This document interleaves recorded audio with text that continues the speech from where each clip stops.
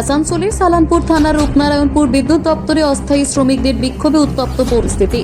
ঠিকা সংস্থার মেয়াদ শেষ হওয়ায় পুনরায় একই সংস্থার অধীনে কাজের দাবিতে শুক্রবার সকালে শ্রমিকরা কাজ বন্ধ করে বিক্ষোভ শুরু করেন। তাদের অভিযোগ, গত 10 বছর ধরে এখানে কাজ করলেও নতুন ঠিকা সংস্থা তাদের অন্যত্র পাঠানোর পরিকল্পনা করছে। শ্রমিকরা জানান তারা রূপনারায়ণপুরেই কাজ চালিয়ে যেতে চান। বিক্ষোভের জেরে বিদ্যুৎ পরিষেবা ব্যাহত হওয়ার আশঙ্কা প্রকাশ করেছেন শ্রমিকেরা। যদিও বিদ্যুৎ দপ্তরের এক আধিকারিক জানিয়েছেন এখনো পর্যন্ত কোথাও পরিষেবা বিঘ্নিত হয়নি। তিনি আরও বলেন, শ্রমিকদের দাবি ঊর্ধ্বতন কর্তৃপক্ষের কাছে পৌঁছে দেওয়া হয়েছে। শীঘ্রই এই বিষয়ে সিদ্ধান্ত নেওয়া হবে বলে আশ্বাস দেওয়া হয়েছে। বন্ধ নয়, এখন ওদের যে কন্ট্রাক্টর ছিল, ওদের যে কোম্পানি ছিল, সেই কোম্পানির কন্ট্রাক্ট শেষ হয়ে গেছে। ঠিক আছে, এখন নতুন কোনো কন্ট্রাক্ট আসার কথা, তো ওই জন্য নতুন ছেলে এসে কাজ করে গেছে, তো ওদের ওটাই দাবি। সেটা দেখছি, কথা বলে কী করা যায়।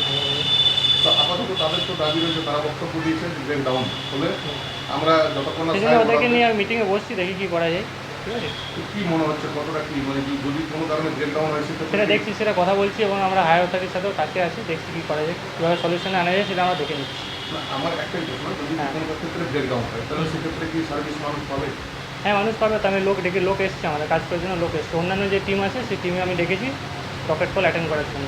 মানে অন্য দপ্তর থেকে আনা হচ্ছে তাদেরকে? না, আমাদের বিদ্যুৎ দপ্তরে মানে যারা লাইনে কাজ করে, আমাদের যারা মেনটেন্যান্স স্কিল লেবার আছে, তারাই এসছে, তারা কাজ করার জন্য। তাদেরকে রকেট কলগুলো আমরা ফরওয়ার্ড করছি, ওরা অলরেডি গেছে, রকেট কল অ্যাটেন্ড করছে।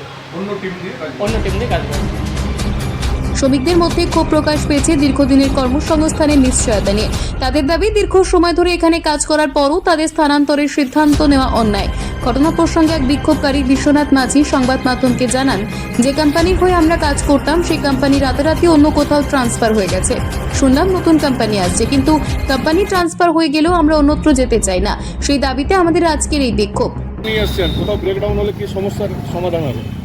সেটা আমরা বলতে পারছি না, সেটা অফিস বলবে। অফিস যদি অর্ডার দেয় তাহলে যাবো। আজকে আসার কারণ কি?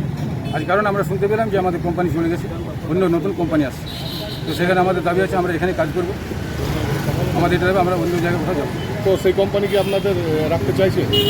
সেটা যেও না রাখতে চাইবে, কিন্তু আমাদের কোম্পানির অবজেকশন দিলে সে আমি কতদিন ধরে কাজ করছেন এখানে? আমি 10 বছর ধরে কাজ করছি, কেউ 12 বছর, কেউ 13 বছর, কেউ 6 বছর আছে। তো আজকে তো আপনারা সবাই চলে এসছে, কোথাও যদি ব্রেকডাউন হয় বা বিদ্যুতের ঘাটতি হয় সেক্ষেত্রে কীভাবে সমাধান হবে? সেটা তো আমাদের কোনো নেই, সমস্যা নেই। আমাদের অফিস যদি বলে ওটা কোথাও করবো, অফিসে না বলে আমরা যাবো। মানে আপনাদের দাবিটা রয়েছে, আপনাদের দাবি এখান থেকে কাজে দিতে হবে, কাজ আমাদের এখানে থাকবে। আর কি সমস্যা রয়েছে আপনার? আর সে পেমেন্টের ঠিকমতো পেমেন্ট দিতে হবে, পেমেন্ট যে বকায়া টাকা আছে সেগুলো বাকি দিতে হবে। কী নাম আপনার?